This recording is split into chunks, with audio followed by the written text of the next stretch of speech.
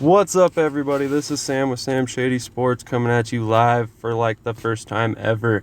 I'm here to discuss the USFL quarterback draft picks that the Philadelphia Stars were able to acquire last night and explain to you why I all of a sudden have a renewed faith in the Philadelphia Stars head coach, Bart Andrews, who was hired despite the fact that he has a very questionable record in his past stints as a head coach.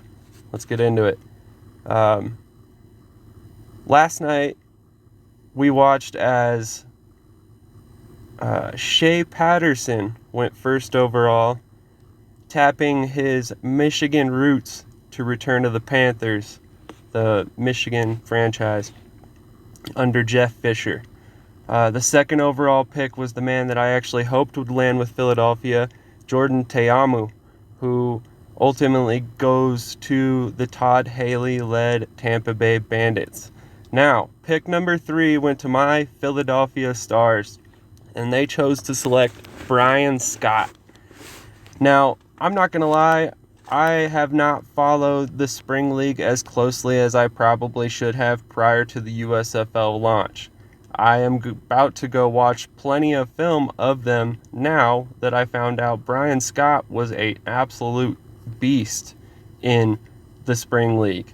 Brian Scott was the type of guy who he played in a small school college in Los Angeles and was once compared to Aaron Rodgers as basically the Division III's version of Aaron Rodgers. He played with Occidental College, a college I had never even heard of prior to looking into Scott, from 2013 to 2016, and actually went to Kuwait to play as a part of the USA national football team. He would essentially end up leading his team to an IFAF World Championship win in Kuwait. At halftime in this game, Scott found himself by 2 points, so he responded by throwing 4 touchdown passes to close out the game, securing the MVP of the championship game, as well as SCIAC First Team All-Conference in the 2014 season as well. If you look at his statistics, year over year, he improved in college, and he went from a 55% completion rate in year 1 to 63.1 in 2, 65% in year 3, and finished as a senior topping the 66% mark. Each year, he improved touchdowns as well, and never saw over 6 interceptions despite playing 4 seasons. He finished his career with a whopping 77 passing touchdowns and just 22 interceptions in 4 seasons as a starter for Occidental College. He also added another 13 rushing touchdowns despite the fact that he's never really been what you would consider a dual threat quarterback. He collected about 200 passing yards a year. Scott would go on to sign with the BC Lions of the Canadian Football League after the 2016 season, but was released following the NFL draft despite going undrafted to pursue NFL opportunities due to a tryout opportunity he received with the Los Angeles Rams, who was essentially his hometown team, having played college in LA. He ultimately bounced out of the NFL after that and went unsigned with the Rams, landing with the Spring League in 2018 under a familiar name, Bart Andrews. That season, NFL eyes were all over the Spring League due to the fact that Johnny Manziel was participating. Despite this and many other NFL veterans in the league, Brian Scott would go on to outperform them all and win both his games, going undefeated in his first season as a starter in the spring league.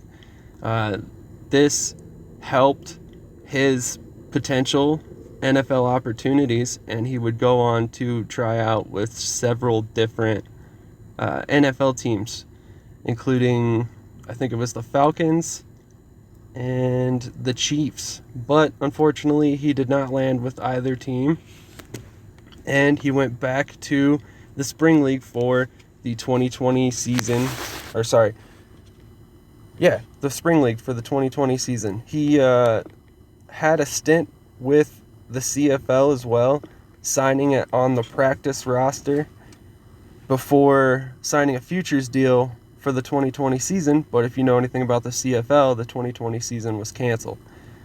He would go on to play in the spring league once again under Andrews with the Generals, and ultimately go undefeated yet again. So in 6 games, he would go 6-0 under Andrews, winning the championship game, again winning league MVP for a second time and collecting championship game MVP as well. As I just mentioned, he played under Andrews for 2 different seasons in the spring league, which gives him an upper hand on most of the quarterbacks that will be learning completely new systems they've never been a part of.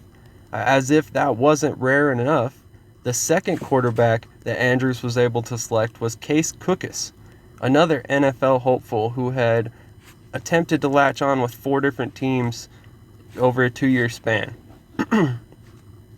Cookus was a 5th-year senior when he graduated due to a medical redshirt as a junior with Northern Arizona. He ultimately only played in 41 games, but collected 12,000 career passing yards, 105 touchdowns, 21 interceptions, and added 6 rushing touchdowns on the ground. He also had a career completion rate of 65%. He seemed to have an NFL-level resume, albeit he was a small school guy. So it was one of those resumes that could get him on a practice squad or at least on the bottom end of a roster. Neither materialized for him. He went on to play in the spring league in 2020 under, you guessed it, Bart Andrews with the Generals. So not only was Bart Andrews able to select probably his top pick in the draft in Scott, he was able to get a perfect backup in Cookus, who's already been a backup in his system in the spring league. For the 2021 season, Cookus tried out his hand at the NFL once again, bouncing around with the Broncos, Vikings, and who's the last name? The Raiders under John Gruden. He only spent a total of 17 days on an NFL roster despite 3 different stints, and would find himself on the Edmonton Elks for the 2021 season, although he posted no statistics. He now finds himself back under Bart Andrews and back behind Brian Scott, who he met in the spring league. I think this is a huge win for Andrews and the type of person that he is, being a former quarterback. I think he planned this ahead of the draft and got lucky when everything fell his way and was able to get both of these quarterbacks in round 1 and round 12 respectively. I ultimately think this will lead to success for Andrews in the 2022 season, and due to this, he has a huge upper hand on the rest of the league going into the off-season training camp in which he's going to install his scheme.